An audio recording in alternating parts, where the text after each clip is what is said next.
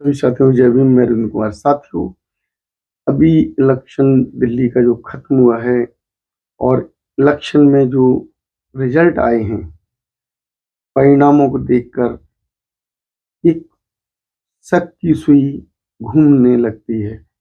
जैसे ही परिणाम के बारे में हम सोचते हैं कि एक तरीके के जो निराधार वोट पड़े। अगर हम जनता के बारे में बात करें तो जनता के लिए जो मुख्य काम 3 होते हैं: शिक्षा, स्वास्थ्य और रोजगार। क्या हम देखते हैं, अपने पूरे देश में घूमकर देखें कि किस तरीके से जो सरकार ने आम जनता के लिए एक काम किए। क्या ये काम आम जनता के लिए किए गए या नहीं किए गए, ये तो आप लोग मुझसे ज्यादा जानते हैं, क्योंकि जिस समाज में हम रहते हैं उसी समाज में आप रहते हैं।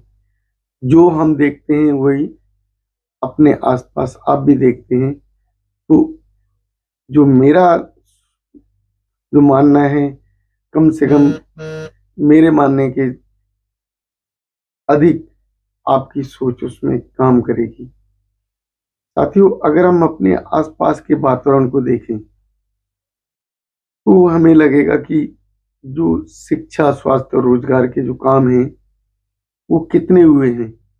और जनता किसी भी व्यक्ति को अगर चुनकर लाती है तो ये देखती है कि उस व्यक्ति ने हमारे लिए क्या काम किए हैं। किसी सरकार को लेके आती है तो उसमें ये देखती है कि उस सरकार ने हमारे लिए क्या काम किए हैं।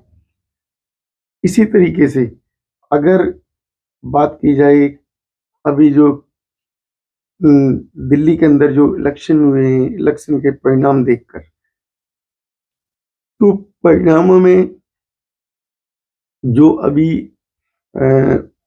रिजल्ट हमें देखने को मिला, जो परिणाम देखने को मिले, उसमें जो बीजेपी सरकार ने जो सरकार बनाई,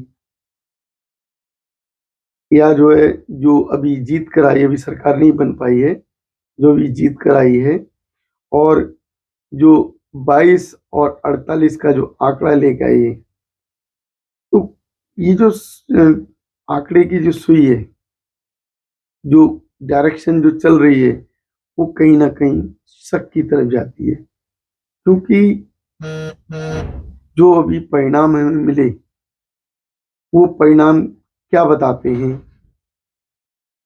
परिणाम में साफ साफ बताते हैं कि कहीं ना कहीं कुछ लोचा है। क्योंकि अगर हमारे लिए कोई सरकार काम नहीं करती है तो क्या हम उस सरकार को जिता कर लेके आएंगे? अगर किसी सरकार ने हमें शिक्षा नहीं दी, शिक्षा के लिए हमारे बच्चों के लिए स्कूल नहीं बनाए, कॉलेज नहीं बनाए, डिग्री कॉलेज नहीं बनाए, इंजीनियरिंग कॉलेज नहीं बनाए, या प्राइमरी स्कूल नहीं बनाए, तो हम किस तरीके से उस सरकार का सपोर्ट करेंगे, उस पार्टी का सपोर्ट करेंगे? इसी तरीके से अगर किसी सरकार ने रोजगार की बात नहीं की, हमारे लिए नौकरियां नहीं बनाई, हमारी नौकरियां खत्म कर दी, तो क्या हम उस सरकार को लेकर आएंगे? अगर जो ये हुआ है, जिसने सरकार, जो ऐसी सरकार जिसने रोजगार की बात नहीं की, तो हम क्या उस सरकार को पसंद करेंगे?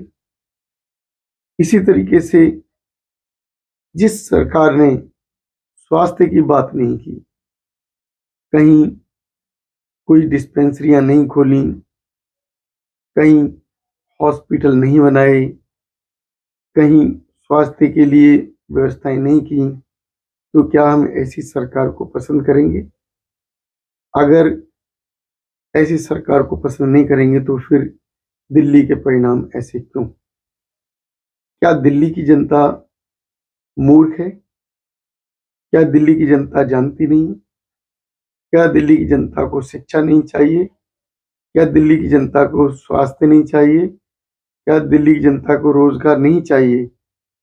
अगर किसी व्यक्ति को, किसी व्यक्ति विशेष को या किसी स्थान पर जीवन जीने वाले व्यक्ति को शिक्षा, स्वास्थ्य और रोजगार चाहिए, तो ऐसे व्यक्ति को, ऐसी सरकार को या ऐसी पार्टी को चुनकर कैसे ला सकता है कोई जो कि इन तीनों ही विषय पर कोई बात नहीं करती है।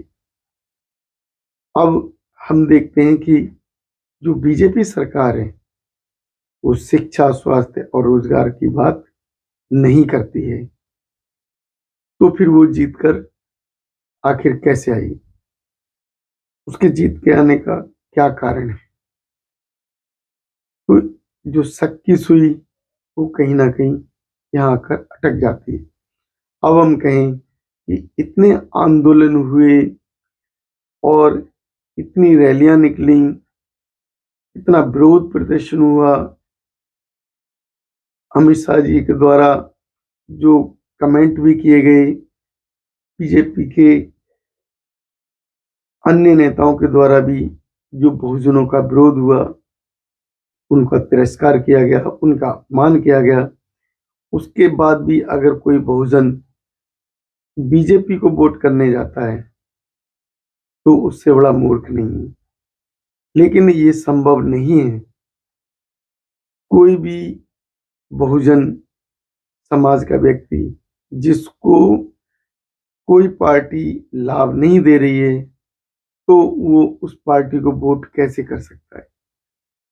उस पार्टी को जिताकर कैसे लाएगा? तो जो दिल्ली के अंदर जो 87% की आबादी रखने वाला जो समुदाय, जिसे दलित कहा जाता है, उस दलित समाज में SC, ST, OBC समाज के लोग, जिन्हें कहीं भी प्रतिनिधित्व सरकार में नहीं मिल पाता, जिन्हें कहीं भी बीजेपी प्रतिनिधित्व नहीं देती, न ही किसी मंत्री पद पर, न ही किसी कैबिनेट में, और न ही किसी उच्च पद पर।